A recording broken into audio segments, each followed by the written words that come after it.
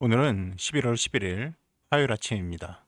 함께 나눌 말씀은 열왕기하 4장 18절부터 37절까지의 말씀이며 먼저 18절부터 21절 말씀 읽겠습니다.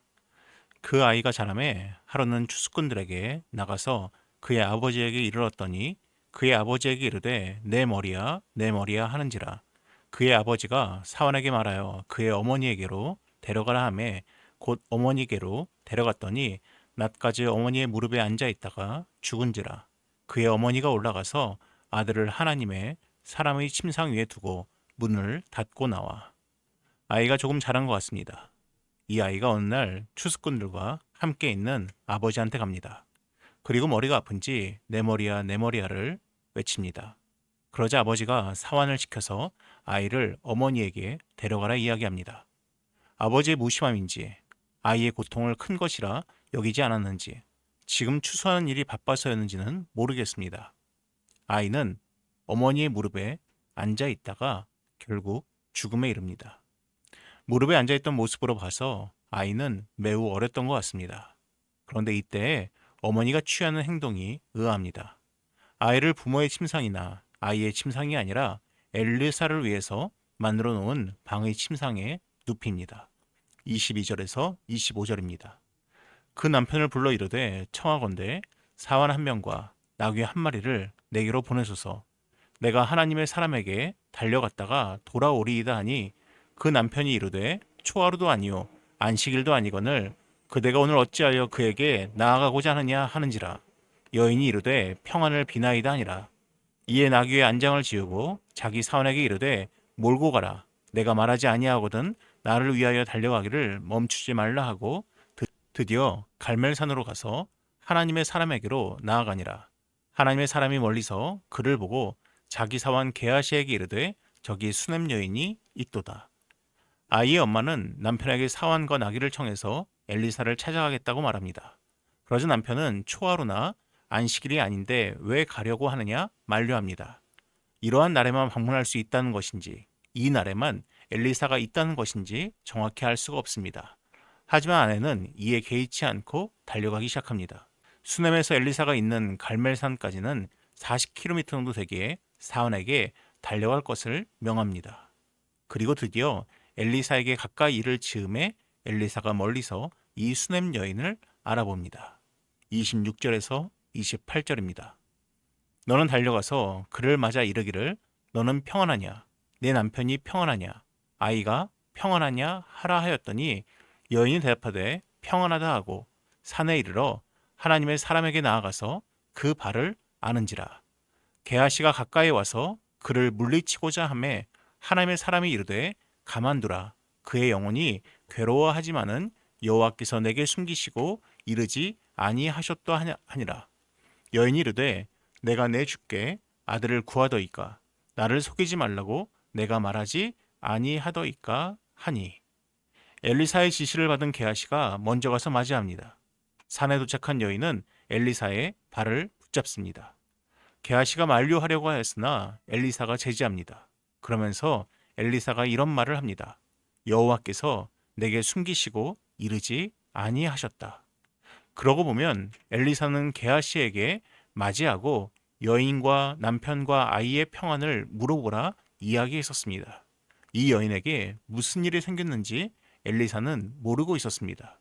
그렇게 이 수냄 여인이 자신의 발을 붙잡자 하나님께서 나에게 알려주시지 않은 것이 있음을 감지했습니다. 여인이 말합니다. 내가 아들을 구하지도 않았고 얻게 될 거라 말했을 때 나를 속이지 말라고 이야기했었습니다. 라고 말하고 있습니다. 아마도 이 말을 들은 순간 엘리사는 아이에게 어떤 문제가 생겼음을 감지한 것 같습니다. 엘리사는 게하시에게 지팡이를 전해주면서 지체하지 말고 즉시 가서 아이 얼굴에 지팡이를 놓으라 이야기합니다. 하지만 여인이 엘리사를 떠나지 않겠다 말하자 엘리사도 수넴 여인과 함께 이동하기 시작합니다. 먼저 간 게하시가 아이의 얼굴에 지팡이를 놓았습니다.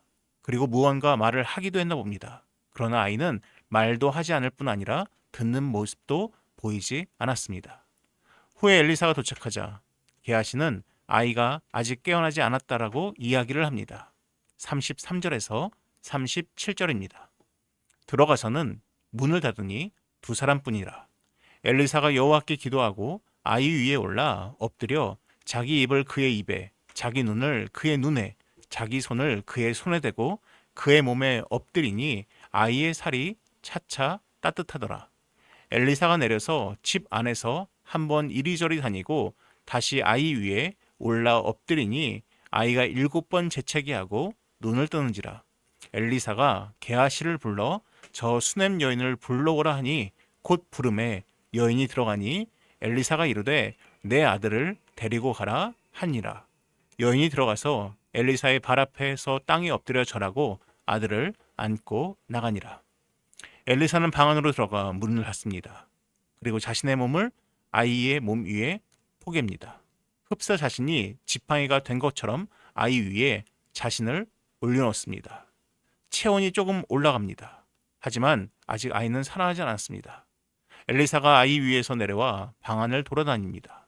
그리고 다시 아이 위로 올라가자 아이가 7번 재채기를 한 후 아이가 눈을 뜹니다.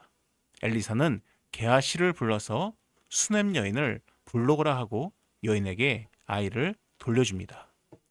본문에 나오는 엘리사의 모습들은 조금 의아합니다.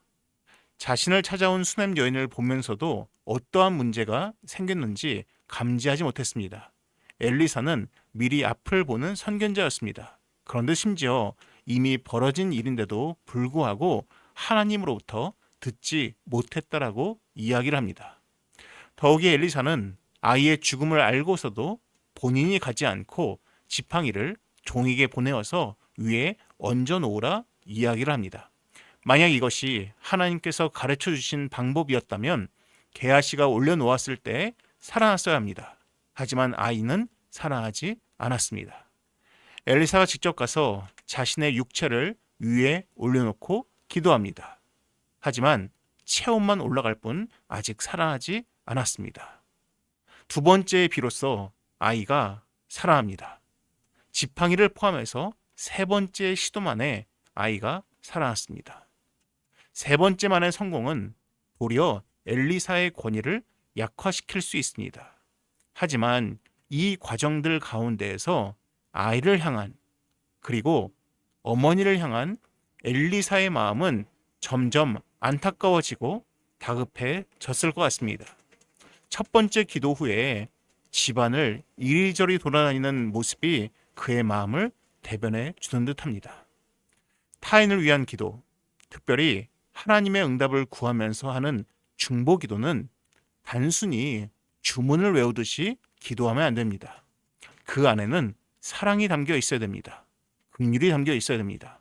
타인의 필요를 하나님께서 채우시기를 간절히 바라는 나의 온기를 전해주는 그러한 사랑의 기도가 우리 공동체 가운데 가득하면 좋겠습니다. 기도하겠습니다. 사랑이 많으신 하나님 아버지, 하나님, 우리가 입으로만 사랑을 외치면서 정작 타인을 위해서 기도할 때에는 입으로만 주문 외우듯이 하는 그러한 기도가 아니라 엘리사가 자신의 몸을 아이 위에 올려놓듯이 나의 따스한 마음을 가지고 나의 긍휼을 여기는 마음을 가지고 타인을 위해서 사랑하는 마음으로 기도할 수 있는 우리가 되게 하여 주시옵소서. 이 모든 말씀 예수님의 이름으로 기도합니다. 아멘. 이어서 화면에 보이는 기도의 제목으로 함께 기도하시기 바랍니다.